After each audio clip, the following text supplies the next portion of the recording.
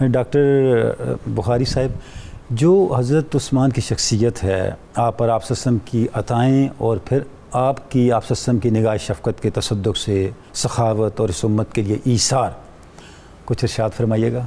بسم اللہ الرحمن الرحیم۔ اللہم صلی علی سیدنا و مولانا محمد وعلی آل سیدنا و مولانا محمد مبارک وسلم وصلی علیہ۔ بہت شکریہ قبلۃ علی صاحب، اور بڑے خوبصورت آپ نے انٹرو عطا فرمایا اور حضور قبلہ نے بڑا خوبصورت آغاز فرما دیا۔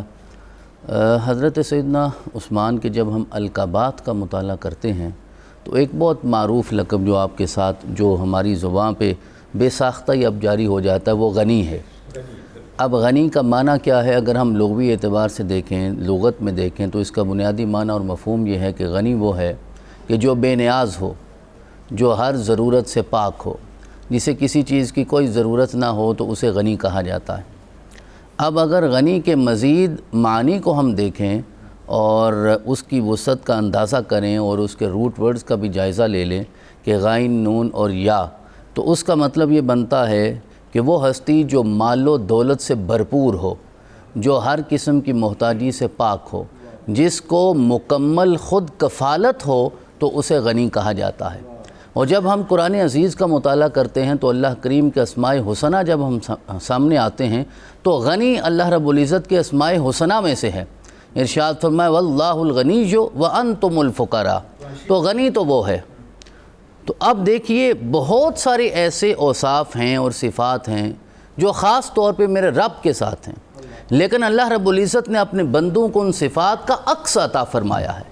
تو باقی ساری صفات اپنی جگہ، جس کی طرف قبلہ نے اشارہ فرمایا کم من ہوا قانت آناء اللیل، وہ اپنی جگہ آپ کی عبادت ہے، لیکن اللہ رب العزت کی جو صفت غنا ہے اس کا فہم جو حضرت عثمان کو حاصل ہوا وہ کسی اور کو نصیب نہیں ہو سکتا۔ سبحان اللہ۔ اللہ رب العزت نے وہ فہم انہیں عطا فرمایا اور عملی طور پہ پھر آپ نے ان چیزوں کو سامنے رکھا۔ دو تین واقعات کی طرف میں اشارہ کرنا چاہوں گا۔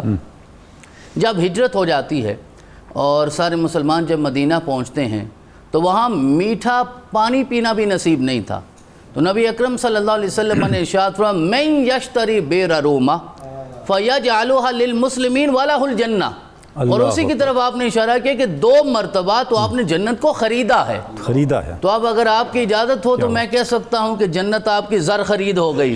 سبحان اللہ۔ فَيَجْعَلُهَا لِلْمُسْلِمِينَ، جی پراپرٹی، فَيَجْعَلُهَا لِلْمُسْلِمِينَ وَلَهُ الْجَنَّةُ، یعنی جو خریدے گا اللہ کی رضا کے لیے تو میں محمد الرسول اللہ زمانہ دیتا ہوں کہ اسے جنت ملے گی۔ فَاشْتَرَاهَا عثمان بن عفان ب20 ألف درہم، آپ نے 20,000 درہم دے کر اسے خریدا ہے، 20,000 درہم دے کر، اور پھر مسلمانوں کے نام پہ وقف کر دیا۔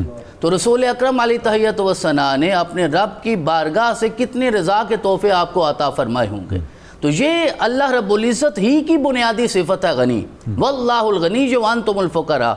اب ان ہستیوں نے اس غنی کا اور اس غنا کا مفہوم سمجھا ہے اور عملی طور پہ کائنات کے سامنے اسے رکھا ہے۔ سبحان اللہ۔ دوسرا وہ موقع ہے جسے ہم غزوہ تبوک یا جیش الاسرہ کہتے ہیں۔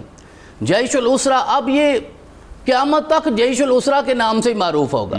ان میں خلفائے ثلاثہ کا، تینوں خلفاء کا کردار ہمارے سامنے آتا ہے۔ ٹھیک ہے کہ حضرت صدیق اکبر سے میرے آقا نے جب سوال کیا کیا چھوڑ کے آئے ہو، تو کہنے لگے اللہ کا اور آپ کا نام چھوڑ آیا، باقی تو سب کچھ قربان ہو گیا۔ سبحان اللہ۔ حضرت سیدنا فاروق اعظم سے پوچھا گیا، کہا نصف چھوڑ آیا اور نصف لے آیا ہوں، اور جناب عمر اس موقع پہ مسابقت لینا چاہتے تھے، لیکن پھر حضرت عمر کو بھی ماننا پڑا کہ ابو بکر ہوتا ہی وہ ہے کہ جو دنیا میں بھی سبقت لے جائے اور آخرت میں بھی سبقت لے جائے۔ اور یہ تو قرآن کی اصطلاح ہے نا، والسابقون الاولون، اور لغت ہمیں بتاتی ہے کہ یہ دونوں تاکید کے صیغے ہیں کہ جو سب سے اول ہوتے ہیں، سابقون بھی اولون بھی، یہ تاکید کے صیغے، کیونکہ ہمارے فہم میں اتنا ہی آ سکتا ہے۔ اب یہ کتنی سبقت لے گئے ہیں وہ اللہ جانے، جناب رسول اللہ جانے، ہم تو نہیں جانتے۔ پھر یہ موقع آ گیا تو رسول اکرم علیہ تحیۃ والثناء کو جو توقعات ان مواقع پہ حضرت عثمان سے ہوتی تھی، تو جناب سیدنا عثمان کھڑے ہو کر عرض کیا یا رسول اللہ کہ میں آپ کی خدمت میں پیش کرتا ہوں کیا 1000 اونٹ، جہز عثمان جیش الاسرہ ب1000 بعیر و70 فرسا و50 ألف دینار، یعنی 1000 اونٹ دیے، 70 گھوڑے دیے اور 50,000 دینار کیش بھی پیش کر دیا۔ سبحان اللہ۔ اسی لیے تو پھر اللہ رب العزت نے آپ کو اپنی بارگاہ سے رضا کی نعمت عطا فرمائی، اور آپ نے درست فرمایا۔ اور یہ میرا خیال ہے کہ ہمارا کیلکولیٹر اتنا ہی کر سکتا ہے کہ آپ نے 50 کروڑ تک دیا ہوگا، اللہ جانے کتنا دیا ہے، راوی تک کتنا ڈاکٹر پہنچا صاحب یہ صرف اونٹوں کی قیمت بنتی ہے، اونٹوں کی قیمت بن، بقیہ چھوڑ دیں۔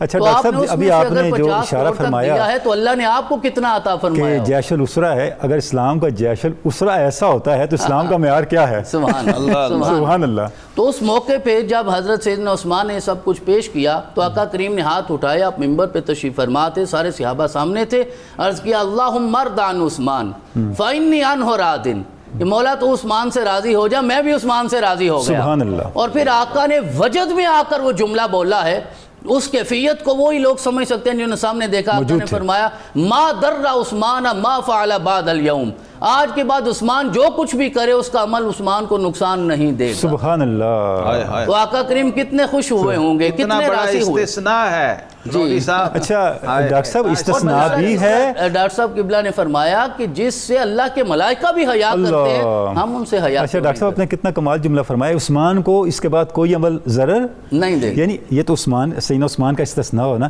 آپ سسم کا اختیار بھی کتنا ہے۔ جی، اللہ اکبر۔ اور آپ نے تو جنت عطا فرما دی نا، آپ نے فرمایا کہ جو یہ عمر کرے گا جنت ملے گی۔ سبحان اللہ۔ وہ چاہے پھر مسجد نبوی کی توسیع کا معاملہ ہو یا جتنی بھی چیزیں ہیں۔ ٹھیک ہے۔ اب ہم تک پہنچا ہے کہ 2 مرتبہ آپ نے کیش کے ساتھ جنت خریدی ہے، پتہ نہیں کتنی مرتبہ رسول اللہ نے خود بھی عطا فرمائی اس کے ہے۔ علاوہ الگ ہے، 12 مرتبہ لکھا ہے۔ جی جی سبحان اللہ۔ 12 مرتبہ ابو ہریرہ کہتے ہیں اتنی بار کسی شخص کو بھی یہ شرف نہیں ہے کہ اسے سبحان جنت اللہ، کی آفر کی سبحان گئی، اللہ۔ بشارت دی۔ تو سخاوت کا یہ عالم ہے حضور والا، اور یہ بات بھی کہ آپ رات، یہ تو وہ صدقہ ہے جو آپ نے جہرن کیا ہے، یعنی سارے زمانے نے دیکھا، اور آپ کے گھر والے کہتے ہیں کہ کئی دفعہ رات کو آپ خفیہ وہ صدقات بھی کرتے تھے، ہمیں بھی صبح پتہ چلتا تھا کہ آپ نے یہ بھی صدقہ کر دیا، یہ بھی عطیہ کر دیا ہے، لیکن بات حقیقت ہے یہ سارا کیوں کرتے تھے؟ یحذر الآخرہ، آخرت کا ڈر ہوتا تھا تاکہ اللہ راضی ہو جائے، جناب رسول اللہ راضی۔ سبحان اللہ۔